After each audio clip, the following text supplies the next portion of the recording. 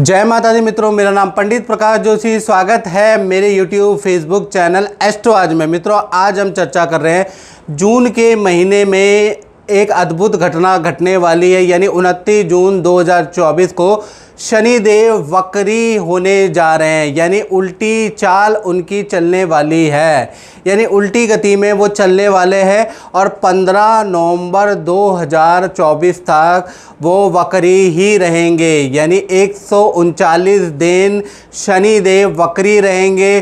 कुछ राशियों को वर्ग के लिए ये वरदान साबित होगा, मालामाल कर देंगे। इसके बारे में भी इस कार्यक्रम में चर्चा करेंगे। सबसे पहले शनि के मंत्र के बारे में कुछ चर्चा कर लेते हैं। ओम नीलांजनम समाभासम रविपुत्रम यमाग्रजम छाया मार्तंग संभूतम तम नमामि शनिश्चरम, यानी शनिश्चर या शनिदेव भगवान हमारे जितने भी व्यूअर हमारा यूट्यूब कार्यक्रम, फेसबुक कार्यक्रम देखते हैं, उन पे कृपा बरतना और उनके जो भी काम सार्थक नहीं हुए उन कामों को सार्थन करना, यही हमारी शनिश्चर देव से प्रार्थना है।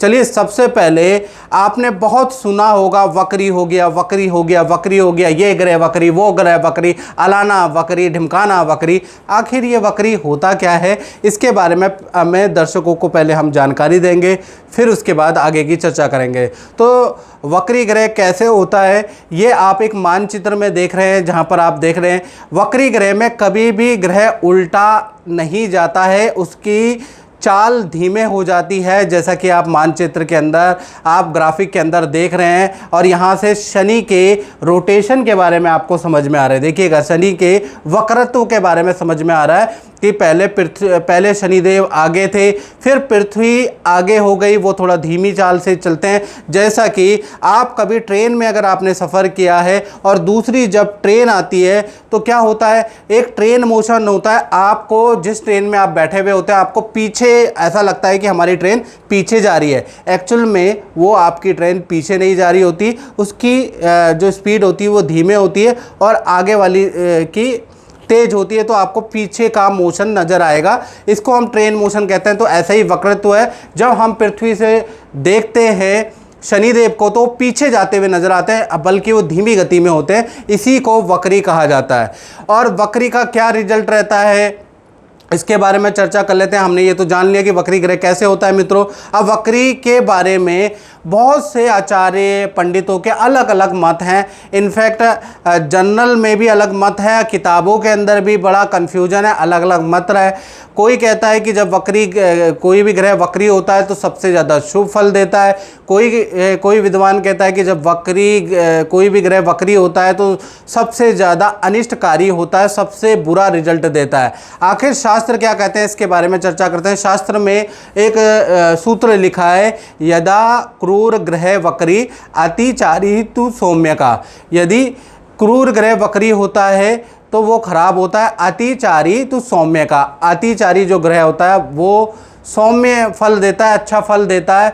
अब वो क्या फल देता है, पीड़ा व्याधि भयम तत्र दुर्भिनिक्षम राज्य विग्रहम, यानी कि पीड़ा व्याधि भयम तत्र, यानी कि पीड़ा देता है, रोग में बीमारी देता है, राज पीड़ा देता है, और राज्य विग्रहम यानी घर से दूर करा देता है जब भी ग्रह वक्री होता है और वो खराब रिजल्ट देता है। लेकिन क्रूर ग्रह जब भी वक्री, जैसे शनि वक्री हो गया, मंगल वक्री हो गया, हमेशा बुरा फल नहीं देता है। मित्रों, कभी वो अच्छा भी फल देता है। बहुत सी कुंडलियों में मैंने भी देखा और 27 साल के एक्सपीरियंस में कि शनि अगर ख़राब वक्री होता है तो बहुत बार जैकपॉट खोल देता है, काफ़ी अच्छा वो वक्री के समय पे अच्छा रिजल्ट देता है। इसी प्रकार से क्रूर ग्रह जब वक्री होता है तो बहुत बार क्या होता है कि वो भी बहुत अच्छा फल नहीं, बहुत ख़राब फल देता है। तो क्या इसका सही पैमाइश है, जो शास्त्र में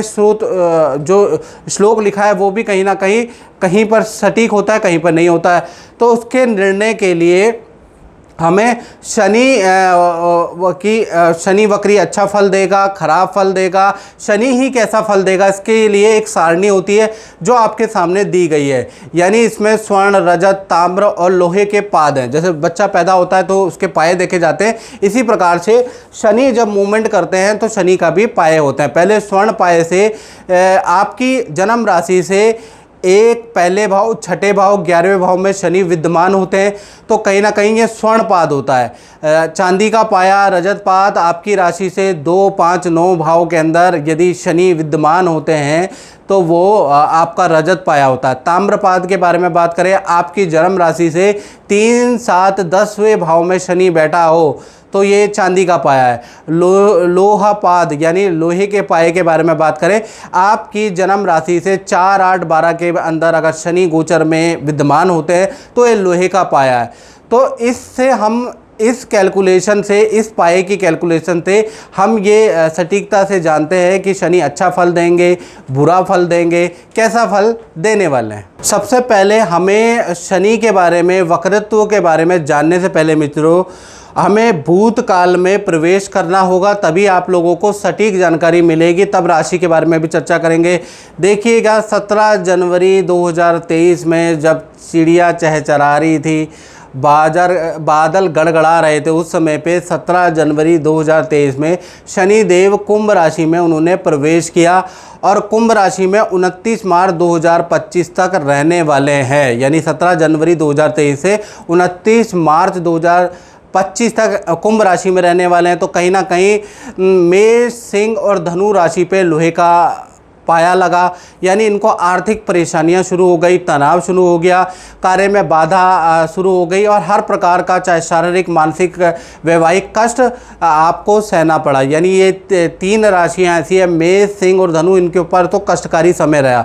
इसी प्रकार से दूसरी राशि के बारे में बात करें तो वृषभ, कन्या और कुंभ राशि पे तांबे का पाया लगा, कहीं पर खराब, कहीं पर अच्छा रहा। यानी करियर के लिए अच्छा है, पद प्रतिष्ठा के योग बनाए, विदेश की यात्रा के योग बनाए, अच्छा धन लाभ के योग बनाए, भूमि वाहन का योग ये जो ताम्र का पाया है इसने बनाया, वो भी 17 जनवरी 2023 से 29 मार्च 2025। लेकिन दाम्पत्य जीवन में के लिए बिल्कुल खराब है, यानी पति पत्नी को अलग कर सकता है, उनमें मनमुटाव डाल सकता है, कुंवारों की शादी रोक सकता है। यानी प्रेम संबंध या वैवाहिक जीवन के लिए बहुत अच्छा ये इसका रिजल्ट नहीं रहा।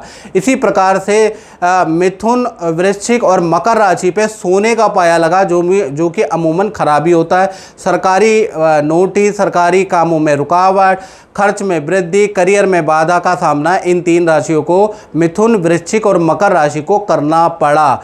इसी प्रकार से चौथी राशि के बारे में बात करें तो कर्क राशि, तुला राशि और मीन राशि, इनका रजत का पाया है, यानी इनके लिए अच्छे बुरे दोनों प्रकार के अनुभव लाने वाला शनि 17 जनवरी 2023 से 29 मार्च 2025 तक रहने वाला है। यानी स्थान परिवर्तन का योग बना, यानी कि आपने या तो नौकरी चेंज की या कहीं ना कहीं अपने घर को चेंज किया। साथ ही साथ नौकरी के लिए थोड़ा अच्छा रहा, नौकरी में प्रेशर तो जरूर रहा लेकिन पद वृद्धि भी रही। भूमि वाहन का योग बना, अच्छा धन लाभ मिला, लेकिन तनाव और प्रेशर बहुत ज़्यादा रहा और पारिवारिक और मामलों में या पर्सनल रिलेटेड मामला, पति पत्नी में मानसिक तनाव या अलगाव की सिचुएशन भी रही। यानी अच्छा और बुरा दोनों प्रकार का फल आपको मिला।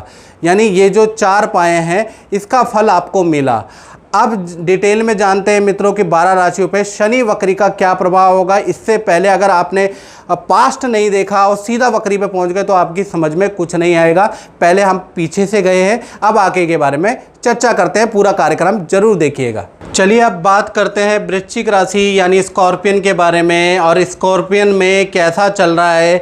17 जनवरी 2023 से शनिदेव कुंभ राशि में आए हैं। वृश्चिक राशि पे ढैया का प्रभाव लगा है। इसके बारे में राम कहानी जब तक आप जानेंगे नहीं मित्रों, तब तक शनि वक्री का प्रभाव नहीं पता चलेगा। इसलिए सबसे पहले स्थिति को जानना जरूरी है। चलिए अब बात कर लेते हैं कि 29 जून में जो शनि वक्री हो रहे हैं 15 नवंबर तक, यानी 139 दिन जो ये वक्री रहने वाले हैं, तो कहीं ना कहीं वृश्चिक राशि के जीवन में चांदी ही चांदी बढ़ जाएगी। यानी उनकी कटेगी चांदी ही चांदी।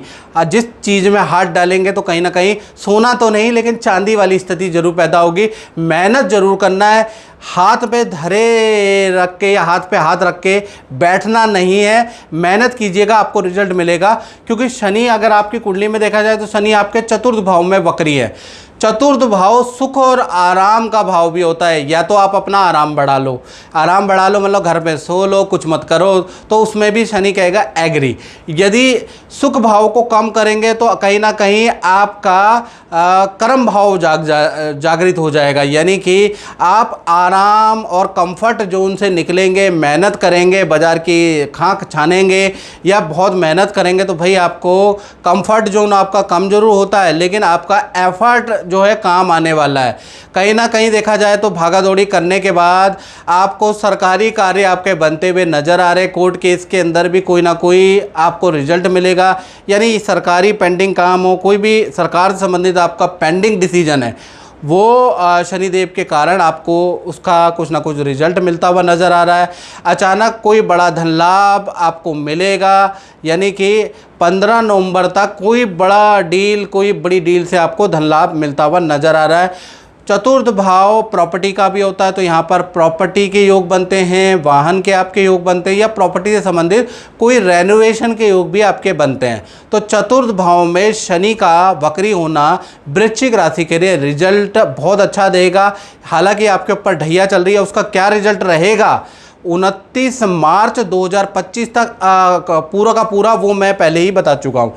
चलिएगा, अब शनि की तीसरी जो दृष्टि है, देखिएगा शनि आपके चतुर्थ 11 नंबर में बैठे हैं, उनकी तीसरी दृष्टि आपके छठे भाव यानी 1 नंबर जहाँ लिखा वहाँ पर है, यानी कि रोग भाव पे दृष्टि होना बहुत अच्छा नहीं है। कहीं ना कहीं वृश्चिक राशि वालों को पेट की कॉन्स्टिपेशन की समस्या, नसों की प्रॉब्लम या सर में सर दर्द, माइग्रेन की प्रॉब्लम बढ़ सकती है।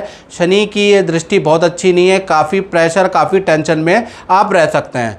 शनि की 7वीं जो दृष्टि है, ये आप देखेंगे तो शनि की 7वीं दृष्टि आपके जहाँ 5 नंबर लिखा है, यानी आपके 10वें भाव कर्म भाव पे है। तो कर्म भाव पे 7वीं दृष्टि अति उत्तम है।